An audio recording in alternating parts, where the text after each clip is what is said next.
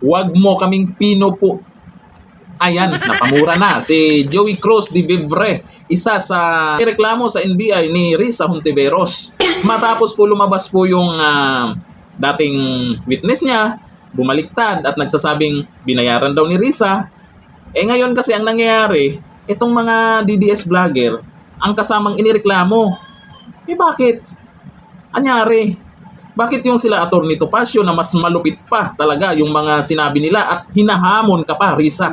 Pero itong mga vlogger na to na hindi naman sila naging dahilan kung bakit naglabas ng video itong si alias Rene, at higit sa lahat, nagko-komento lang na ayan na, may lumutang na. At kung ano lang yung mga komento, opinion, at kung anong masasabi. At hindi lang mga DDS vlogger ang naglabas ng ganyang video or nag-share, or nag-react. May mga media pa nga na binalita din yan. At mayroong pang mga, mas marami pa. Pero bakit itong mga to, piling-pili lang ba? Ako nagtatanong lang O ito, panoorin po natin yung banat po ni Joey Cruz de Vivre dyan po sa ginawang aksyon ni Risa matungkol po sa bumaliktad na witness at tinuturong si Risa ay binabayaran di umano. Hindi natin alam kung ano yung katotohanan dito, pero sana may investigasyon na mangyayari. Hindi lang yung investigahan yung mga DDS vlogger. Dapat may Senate hearing din ito, no? Ipatawag itong alias Rene at iharap sa tinuturo niyang senador na nagbabayad daw para magkaalaman kung sino yung nagsasabi ng totoo, di ba? O ito po ang sabi po ng isa sa vlogger. Sinare po ito ni Mabad Jalil. And sinare po ni Mabad Jalil. Ito, panoorin natin. That is the worst insult you can do to the tax-paying citizens of the Republic of the Philippines. We are talking about Risa Hontiveros' work as a senator.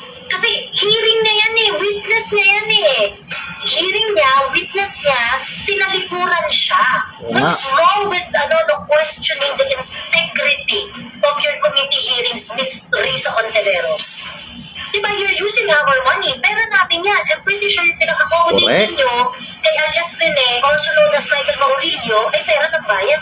I'm pretty sure yung perang ginamit mo dyan pa-accommodate or whatever para kay alias Rene, you use your MOOE.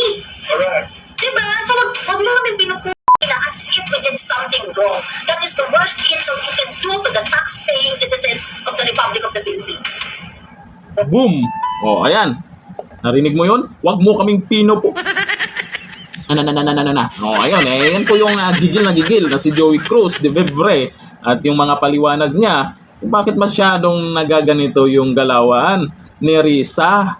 Dapat yung ireklamo niya yung naghahamon sa kanya. Si Atty. Topacio, number 1 yan, na nung lumabas yung video, mayroon pang binanggit pa si Atty. Topacio na hindi lang yan yung witness na di umano ay tinuturong ito si Risa na ganito, kung ano yung ginagawa, tapos hinahamon pa na, kasuhan mo ako, may mga ebidensya akong ilalabas. Bakit?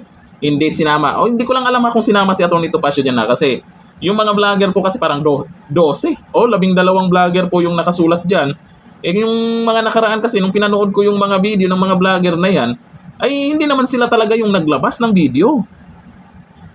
Hindi rin po sila yung gumagawa ng kwento. Kung baga, ang ginawan lang nila ng reaction, yung video ni alias Rene. Kung ano yung sinabi ni alias Rene, yun yung, kumbaga, magre-react din yung mga, bakit vlogger lang? Daming mga nagko-comment at nag-share pa nga dyan. Bakit ito palagi ang inireklamo? Tatakutin para manahimik? Yun ba yun? Ako nagtatanong lang. Ito, sabi dito sa mga gigil nating mga kababayan po sa mga nangyari ngayon at sa ginawa po ni Risa, ni Madam Risa. Sabi ni Dante Borbon, malapit ka na hatulan, virus karma na yan. Mukhang kumakapit na yung karma. Sabi ni Arman Lumakad, sobrang kapal ng mukha ni Risa. Kala mo, tatablan pa yan ng mura. Gigil sila talaga. Sabi ni Bete Estrada, laban Joey, akala naman ni Hontiveros. Tama yung pinagagawa niya. Sampal sa mukha niya, bukong-bukong ka na. Grabe, matitindi ng mga komento dito. Alay natin, meron pang susunod na ilalabas na video itong si alias Rene. Kasi ang sabi ni alias Rene, nung pangalawang video niya, meron daw siyang ilalabas na ebidensya. Meron daw siyang ebidensya. Anong klaseng ebidensya? Nako, yun ang abangan natin. Yun ang kailangan nating abangan, kung ano yung sinasabi ni alias Rene na ebidensya at sino yung masasampulan sa sinasabing ebidensya. Nako, Lisa, kaya pa ba? Ganito na lang, thank you. Bye-bye.